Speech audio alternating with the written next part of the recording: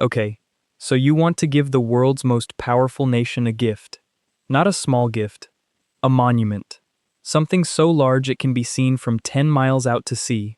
A copper goddess standing 305 feet tall on a granite pedestal in the middle of New York Harbor. You picture the unveiling. President Cleveland on the rostrum, a million people lining the waterfront, warships firing salutes. You think about the symbolism, liberty, democracy, the bond between two great republics. Very few people think about the invoice. Who paid for the copper? Who paid for the steel skeleton inside it? Who paid for the pedestal the French assumed America would simply provide, and which, for years, nobody in America could actually afford to build? Here is the number that puts all of it in perspective. The Statue of Liberty cost, in total, the equivalent of roughly $20 million in today's purchasing power. And when the project came closest to total collapse, it was saved not by a government, not by a millionaire, but by 120,000 ordinary people who each donated less than $1. That is not a footnote. That is the whole story compressed into one number. So here is the question nobody asks cleanly. How do you fund a gift that neither country actually wants to pay for? What does it cost to build something that is simultaneously a diplomatic gesture, a political symbol, and a feat of engineering that had never been attempted before, on two continents, simultaneously, with no single institution in charge of the money? The answer is not what most people expect, and once you understand it, you will see the Statue of Liberty in a completely different light. It starts with a dinner party in France, in 1865, where the idea did not yet exist. Before we can understand the economics of the Statue of Liberty, we need to understand the political hunger that produced it.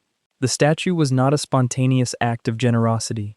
It was a calculated diplomatic and ideological project, born in a specific moment of French crisis, funded through a fragmented, improvised, and frequently near-bankrupt arrangement that lasted nearly 20 years.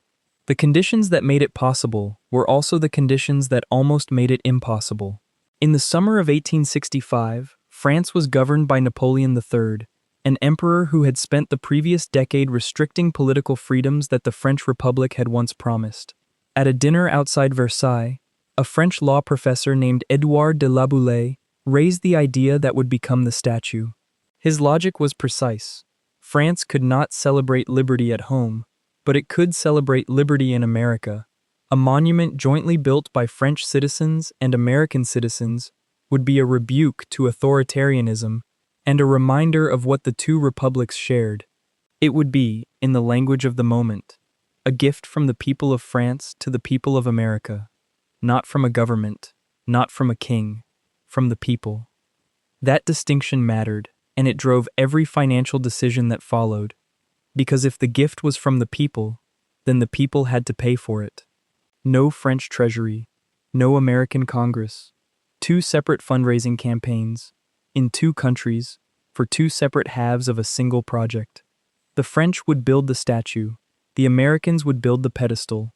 Neither side had any formal mechanism for collecting the money. Neither side had a legal entity to hold it. What they had was a sculptor named Frédéric Auguste Bartholdi, who began designing the project in 1870, and a structural engineer named Gustave Eiffel, the same Eiffel, who would eventually solve the problem of how to keep 300 tons of copper upright in a harbor windstorm.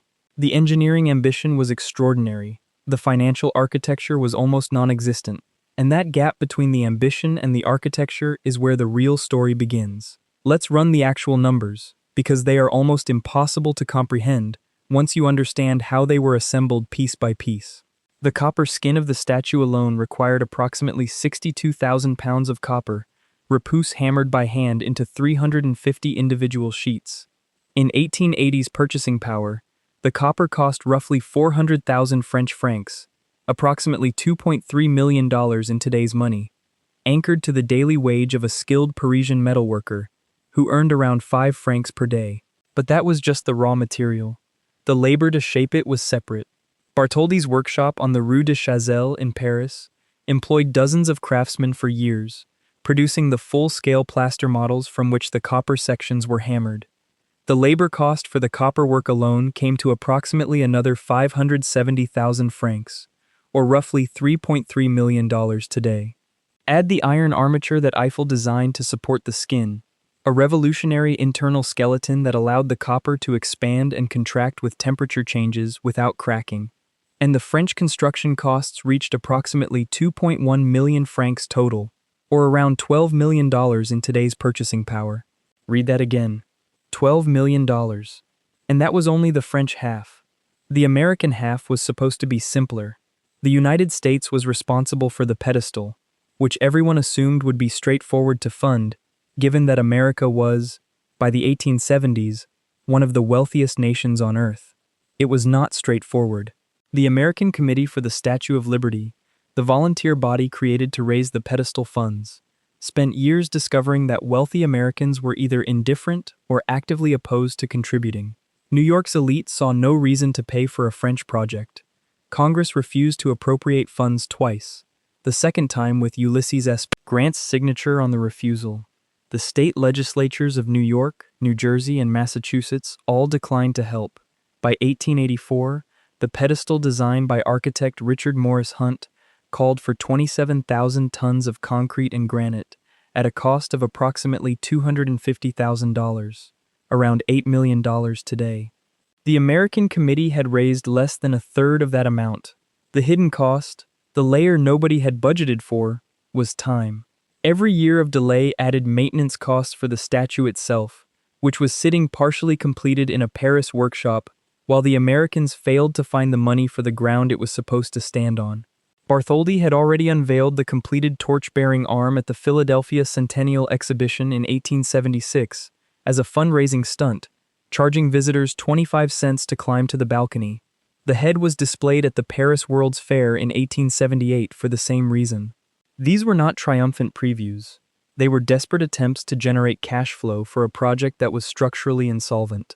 The total cost of the statue and pedestal combined, in today's purchasing power, comes to roughly $20 million. To put that in context, it was more than the entire annual budget of many American states at the time, assembled, dollar by dollar, from two nations of private donors who had no legal obligation to give anything at all.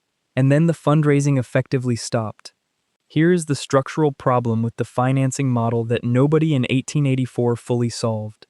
The project had been designed as a voluntary campaign in both countries, which meant it was entirely dependent on public enthusiasm, and public enthusiasm, without a deadline or a crisis, is not a reliable financial instrument.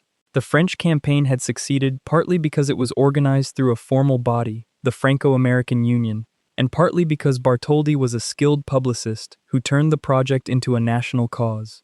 The American campaign had no equivalent energy. It had a committee of wealthy New Yorkers who sent polite letters to other wealthy New Yorkers. And it had a problem. By early 1885, the American Committee announced that it had run out of money and could no longer afford to continue building the pedestal. Construction stopped. The statue was sitting in crates in a Paris warehouse, disassembled into 350 pieces, waiting for a pedestal that did not exist and might not be built. The French, who had spent 15 years and millions of francs on their half of the project, were publicly furious. French newspapers began asking whether America actually deserved the gift. The structural flaw had always been the same: voluntary contributions from elites, in a country that did not yet have a culture of civic philanthropy, could not fund a project of this scale. The people running the American Committee were not incompetent. The flaw was built into the model. The human face of that flaw was not a wealthy donor who declined. It was the 120,000 ordinary Americans who had been excluded from the campaign entirely, because nobody had thought to ask them. March 16, 1885. New York City. Joseph Pulitzer, the publisher of the New York World, published a front-page editorial that changed the trajectory of the entire project. Pulitzer was furious at the wealthy Americans who had refused to fund the pedestal, and he was particularly furious at the logic that the statue was an elite affair. He announced that the World would run a public fundraising campaign, open to everyone, and that he would print the name of every single donor in the paper, regardless of how small the contribution. He set no minimum.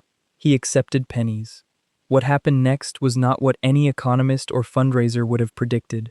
Within 5 months, 120,000 people had donated to the Pulitzer campaign, raising more than $100,000, more than the American Committee had raised in the previous 4 years. The average donation was less than $1. A schoolchild from Brooklyn sent in 20 cents. An immigrant from Germany sent in 50 cents and wrote that he had very little but wanted to be part of it. Pulitzer published every name.